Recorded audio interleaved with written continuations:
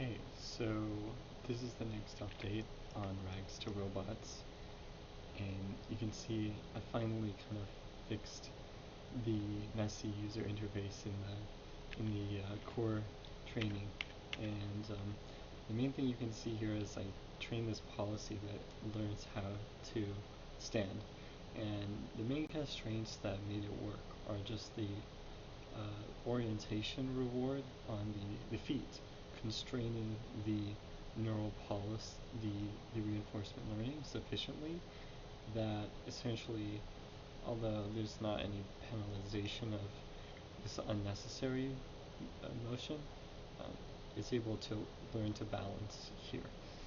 And before I added the foot orientation reward, the models could kind of learn how to stand up, but we're generally missing the core idea of the reward. You can see also here I have various user interface elements to indicate the types of rewards, and so the core rewards are position, velocity, and orientation related, and you can see here that the rewards are streaming as XP. I added this because I wanted to be able to understand what rewards were causing the robot to get XP in real time. And the graph kind of can show that, but I think the particle model is more effective.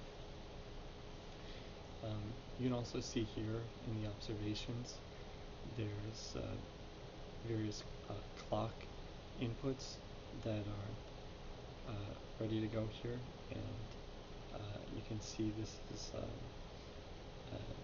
an example of rhythmic or phase-based reward policy that I'm going to use to implement walking after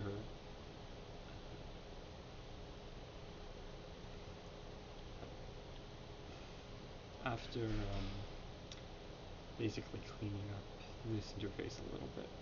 You can see there's various session ends. There were some bugs related to if the robot timed out the session, it wasn't properly rewarded, which would lead to some problems.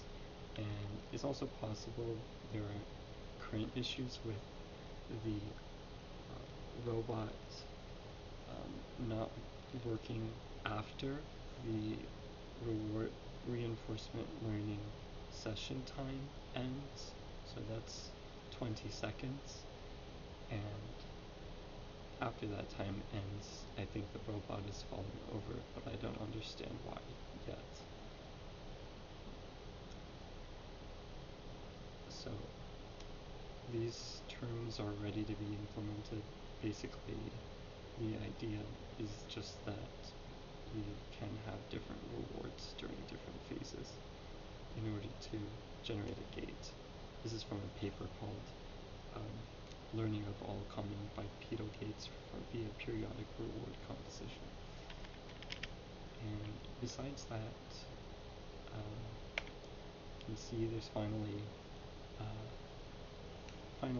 the ability to edit the robot a bit, and more accurate weights.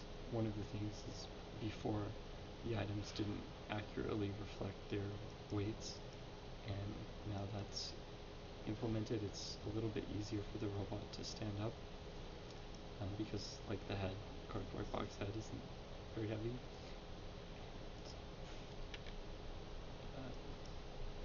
Those are mainly the improvements I've made so far, but I think the first goal of the robot just needs to be to walk forward, and I'm not sure how much I will provide reinforcement learning policies as item drops in the world versus allowing player composition from their own set of rewards. Hopefully find the right balance of fun, where it can be fun to train a reinforcement learning policy, especially to see it work or fail, but the loop of training an RL policy is kind of long right now. So if fine-tuning could take it from 15 minutes to I've trained so far 15 minutes to 5 hours. If RL could take that loop down to 2 to 7 minutes, I think that would be a good target for training in the background while playing. And besides that, you can see some of the posters, right?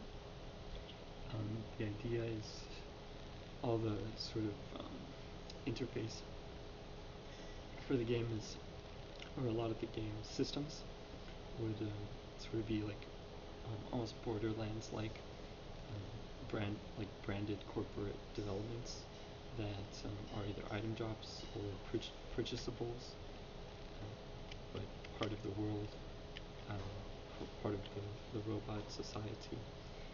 And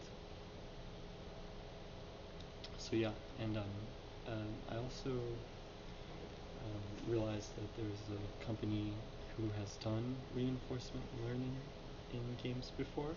They're called Embark, and they made Arc Raiders, and they had a bunch of drones and legged type robots. I don't believe they had any humanoid robots in their game. That might have been not something they designed, or maybe it was too complicated. It's definitely pretty complicated. But yeah, it's very plausible that I'll get this working to walk sometime tonight.